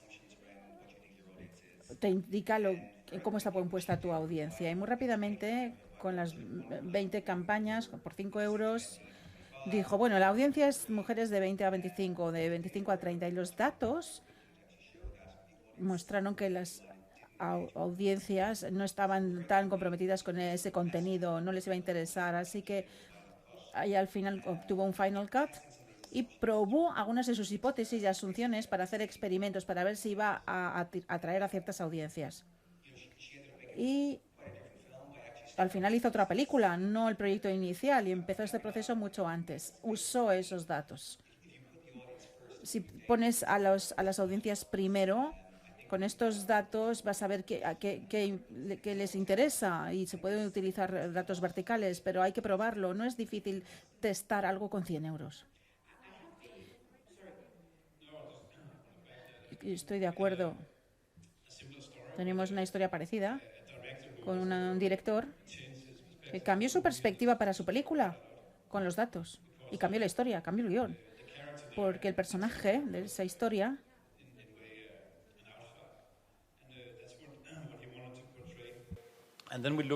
era un outsider. Era un outsider y al final, ¿qué es lo que las personas asocian a un outsider? Bueno, hay un elemento de amor, una gran fuerza, porque un outsider es una persona aislada. Y era un poco extraño, había un poco de amor en la historia, pero al final cambió un poco el guión, era una historia de género. Y también se dio cuenta de quién va a ir a ver esta película, quién le va a interesar. Tenía una clara idea de la audiencia posible, pero no era consciente de que el amor es muy importante en el tema del crear un personaje de outsider. Si el creador piensa que yo soy un outsider, ¿cómo me va a considerar? Vamos a cambiar el guión, pensó, vamos a cambiar la historia. No era una historia criminal, sino una historia de amor más. Esto también hace que se abran las mentalidades y podemos discutir de las audiencias. ¿Quién va a ver esta película? Si es una película de amor o es un thriller, va a ser muy diferente. Tenemos la impresión de que muchas personas piensan que el Big Data es algo relacionado con grandes empresas, con empresas con muchísimo dinero. Desde vuestra perspectiva, es accesible. Las tecnologías de Big Data se la pueden permitir pequeñas empresas, distribuidores pequeños, pequeñas empresas. ¿Se lo pueden pagar? ¿Es accesible? Sí, es accesible. Los datos que compramos son muy caros. Necesitamos más socios para hacer esto. Tenemos un estudio de los majors, pagan más porque hay un catálogo y nosotros nos planteamos los presupuestos así. Y los distribuidores más pequeños tienen menos películas, tienen menos territorios. Si tenemos un distribuidor español que solo está interesado en audiencias españolas, no hay que pagar los datos para 20 países o 50 países. Solo te interesan los datos de España. Es un win-win para vosotros. Estáis obteniendo datos de cada cliente. Sí, son sus datos. Nosotros proporcionamos la plataforma. Son sus datos. Necesitamos, como estamos en Europa, hay pequeños productores y distribuidores que buscan servicios.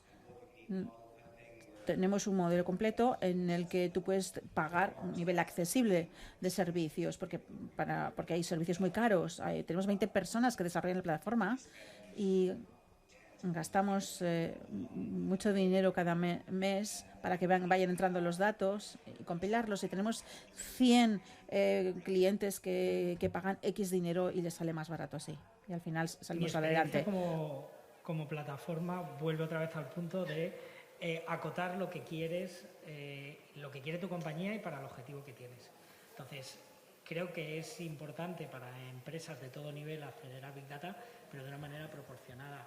Sobre todo, que sepas muy bien para qué objetivos, por lo tanto, recopilar esos datos y trabajar. Sí, yo creo que sí es accesible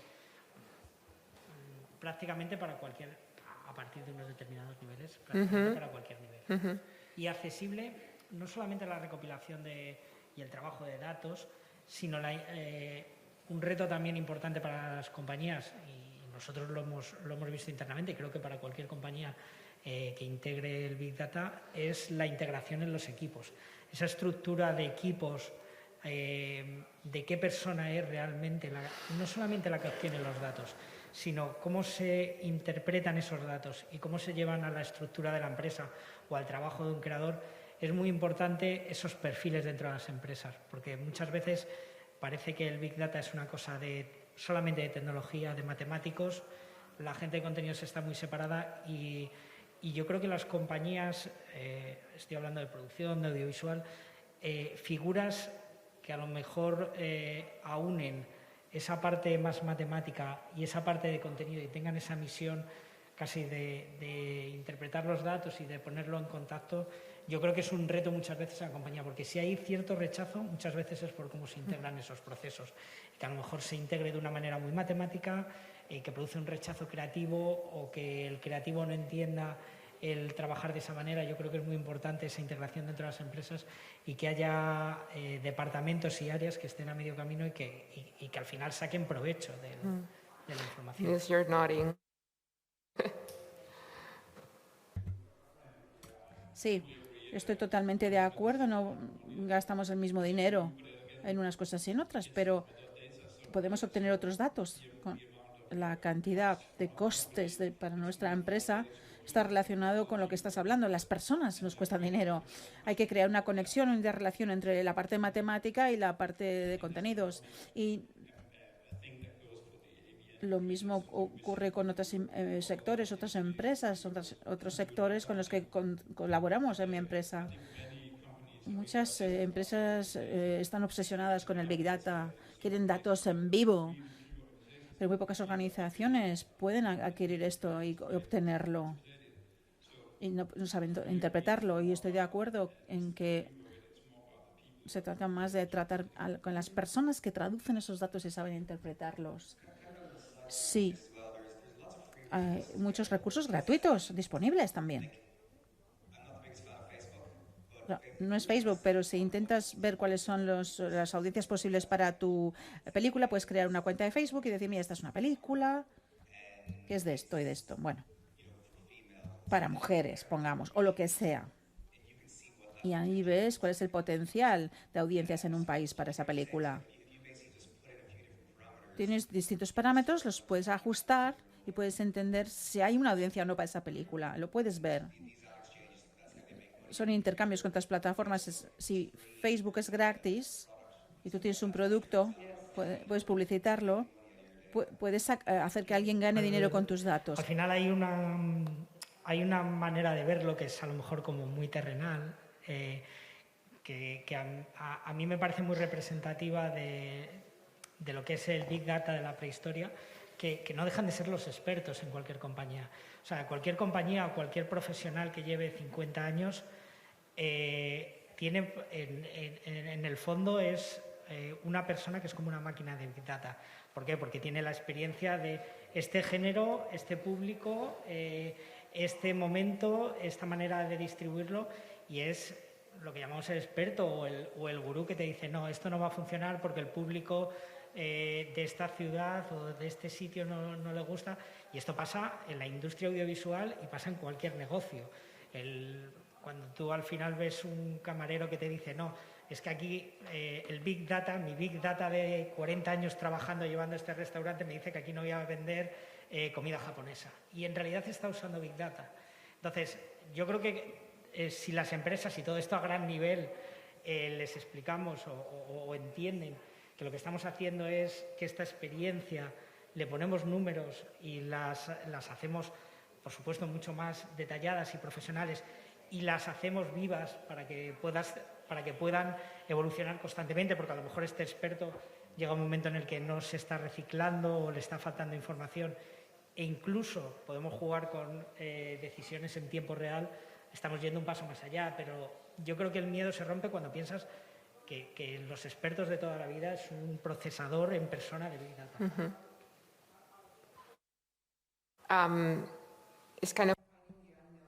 Es encontrar lo desconocido para esas personas, es decir, no hay que esperar, hay que darles herramientas nuevas, y algunas veces piensan que esas herramientas van a sustituir el proceso de tomar decisiones, pero no lo es simplemente darles otra herramienta. Y antes de pasar a las preguntas del público, me gustaría una última pregunta que quiero haceros. Hemos hablado mucho del público europeo, si es posible desarrollar un algoritmo europeo. ¿Existe realmente algo que se llama un público europeo? ¿Existe realmente? ¿Es algo fragmentado? Tú has hablado, por ejemplo, en cómo en otros países hay interpretaciones distintas. ¿Podemos realmente desarrollar y pensar en el desarrollo de un algoritmo europeo, o es algo totalmente imposible pensarlo? Por supuesto, pero también creo que ¿qué es un algoritmo y qué debería hacer? ¿Debería ayudarte a vender una película o mandarlo al cine, o debería ayudarme a mí para ayudar a los creativos para que encuentren ideas?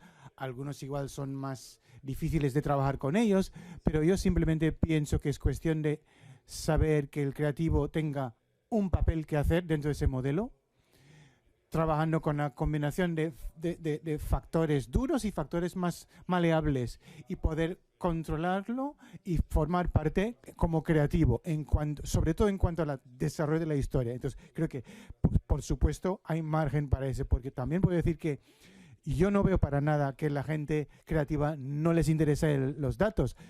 Tiene que ser el tipo de dato adecuado y poder aportar algo de inspiración. Yo creo que al final es un tema del campo en el que nos movemos. Está claro que si estamos trabajando con grupos de usuarios y con data, cuanto más reducido y más concreto sea la información al grupo sobre el que estás trabajando, mejor. Pero hay datos globales que también pueden venir bien. Yo lo hablo desde una perspectiva de una plataforma nacional, aunque distribuimos a nivel global. Al final, incluso dentro de España, tener datos por regiones o incluso de clústeres de usuarios afinas mucho más.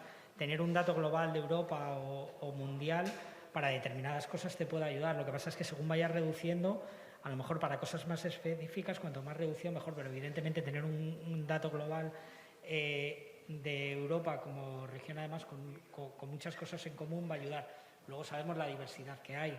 Un dato, por muy simple que parezca, y a lo mejor es el más evidente de plataformas, la vida y las costumbres de los usuarios en los diferentes países de Europa varían bastante. ¿Verdad? Que, bueno, tenemos más o menos unas franjas, pero los gustos por países. Hablabais antes, además, de cómo se percibe a determinadas personas en el desarrollo de las historias, ¿no? Volvemos a lo mismo, hay cosas que sí que te van a ayudar, pero luego cada clúster, en este caso hablando a lo mejor por países, incluso por usuarios específicos de cada país, te va a ayudar a acertar mucho más con el dato.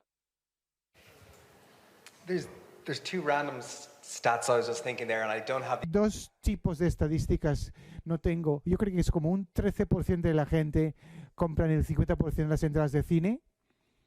Y si piensas en eso, eso es para asustarse. Pero también hay otra estadística que es todo lo contrario. De los productores americanos, es decir, que el 92% de la gente que va a la película no va a verla en la sala de cine. Hay algo en eso que es muy diferente. Lo que tenemos que hacer es captar más datos sobre el público y ver la frecuencia con la que algunos realmente compran la entrada. No creo que hay gente que diga, hoy me gusta el cine americano, hoy quiero ver películas de todos los países. Pero la gente que sí quiere el cine, ese dato sí que se puede captar. Y es cuestión de saber, de tener estrategias inteligentes para conseguir ese intercambio de valores. Y en cuanto a política europea, yo creo que hay dos problemas. Una es que quiero privacidad, que está bien, y tener una versión europea de Google o de Facebook de anuncios. Y es un gran conflicto ahí. Entonces, no creo que vaya a haber una solución fácil, pero creo que cada compañía debería saber cómo optimizar su público, que puedan controlarlo. Voy a utilizar un tópico, pero si imaginas una productora, una distribuidora en tu casa, tu fundación es tu plataforma digital y hay que cuidar realmente la plataforma digital adecuada para construir esos datos, tener todas las fuentes posibles de datos para aprovechar al máximo. Gracias por tu tiempo, su conocimiento. Tenemos tiempo para unas preguntas. Aquí hay una pregunta. Gracias por toda la información.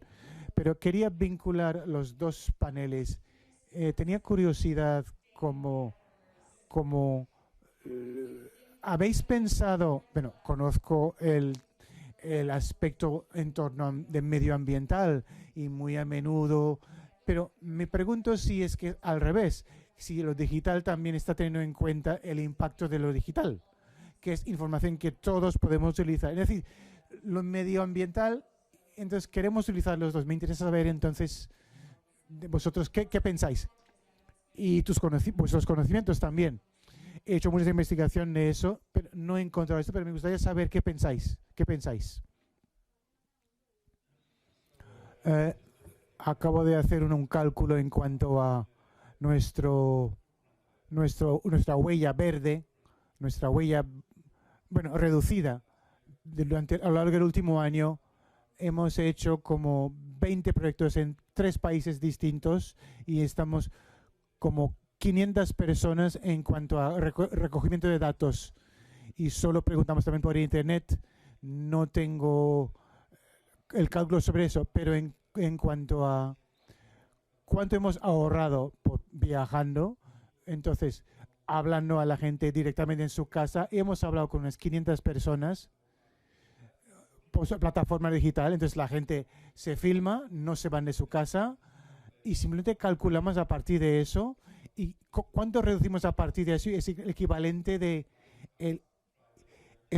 de lo que conducen 11 coches por año cada año.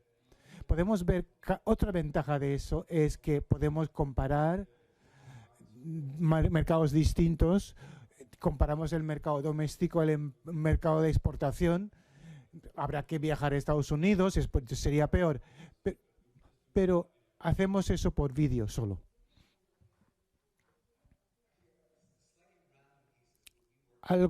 Trabajamos con una comisión de CENINE.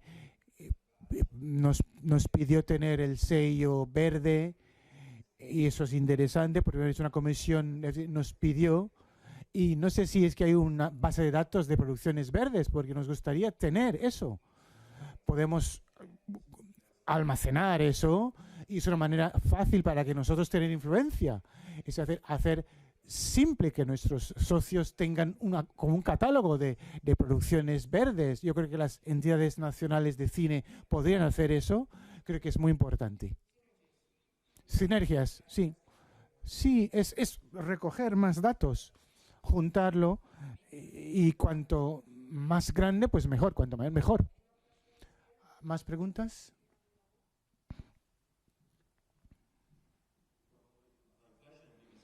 Mi pregunta es más humilde.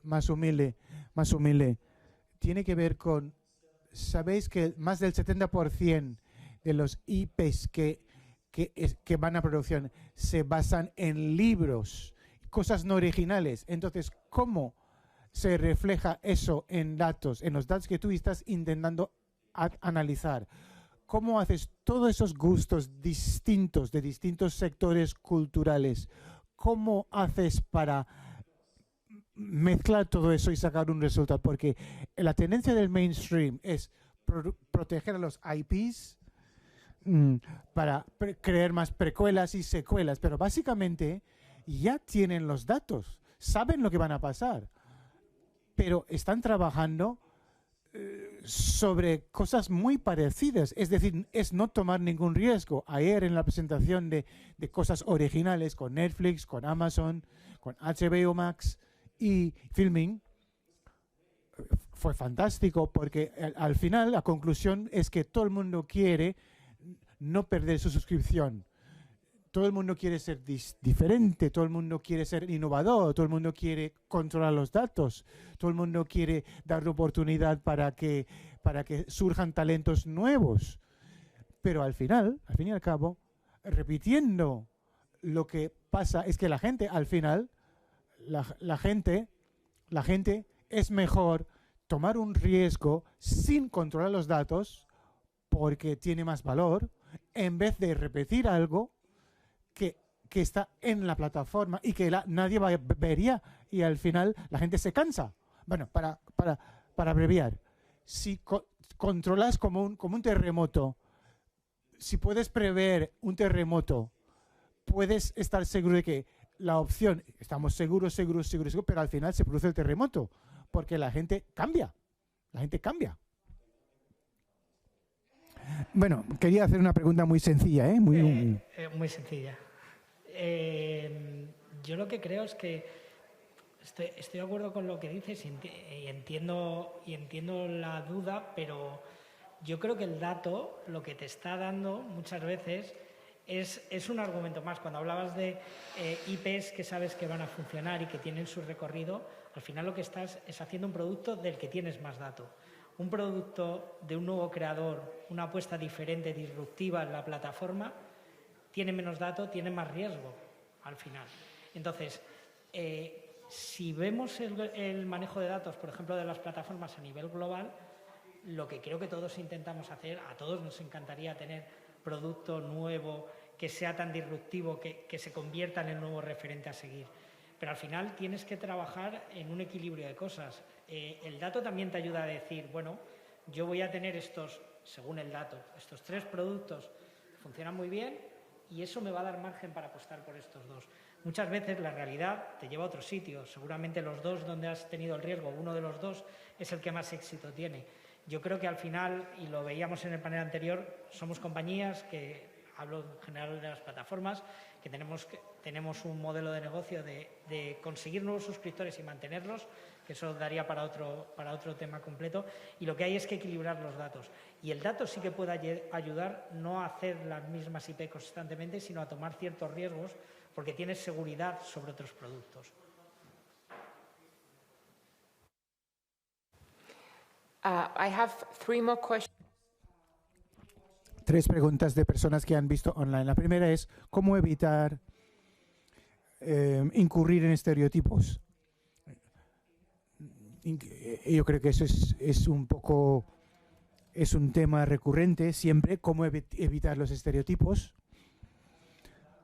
Como ejemplo aleatorio, para ver un poco como los distintos que son con los públicos. Por ejemplo, hemos trabajado como Universal con 50 grados y eran las mismas personas que compraban las entradas, las mismas personas. Entonces iban con sus hijos, con sus novios, sus novias, y entonces, pero no puedes estereotipar qué tipo de audiencia hay. Lo que sí puedes hacer es tener ciertos presupuestos. Vamos a tener razón en cuanto a eso, pero la opción de una película por parte de la gente, igual yo odio las películas románticas, pero me gusta uno porque lo vi en San Sebastián, y San Sebastián, entonces, ¿por qué me gustó? No puedes decir por qué, solo por los datos en San Sebastián. Lo que sí puedes ver son tendencias amplias con el paso del tiempo, y no puedes contar siempre con un dato una comedia romántica y aplicarlo a todas las comedias románticas. Amazon, por ejemplo, toma una perspectiva mucho más amplia, ven qué tipo de productos compras, qué tipo de productos no compras, y ves cuántas veces has visto ciertos productos, cuántas veces tardas en volver a comprar el mismo producto. Entonces, cuando empiezas a pensar con distintas fuentes, a lo largo del tiempo llegas a tener una imagen decente lo que es. Lo que nunca puedes decir es que a mí como individuo me gusta ver eso porque hay tantos variables ahí. No siendo esclavo del dato. Volvemos otra vez a lo mismo. El dato está para ayudar, pero no debe ser el que marque lo que tienes que hacer. Si no, al final vas a acabar repitiéndote y vas a acabar o modificando el dato porque te va a decir que eso ya no se puede prolongar más en el tiempo. Claro, la tentación es complicada. La tentación el dicho es si algo funciona no lo cambies, ¿no? Y un poco el dato te va a decir eso. Oye, esto es lo que está funcionando ahora, sigue. Cuando empieces a ver que decae o que no funciona, cambias. Las compañías, los creadores, yo creo que en todos los sectores, si quieres estar a la cabeza tienes que ir por delante. O sea, tienes que no ir con una cabeza loca, no haciendo caso al dato, y si hay una tendencia buena, no continuarla, pero tienes que ir trabajando al final esa innovación y ese cambio, porque si te esperas a que haya cambiado e intentas coger ese ciclo en el momento que ya ha cambiado, vas a llegar tarde.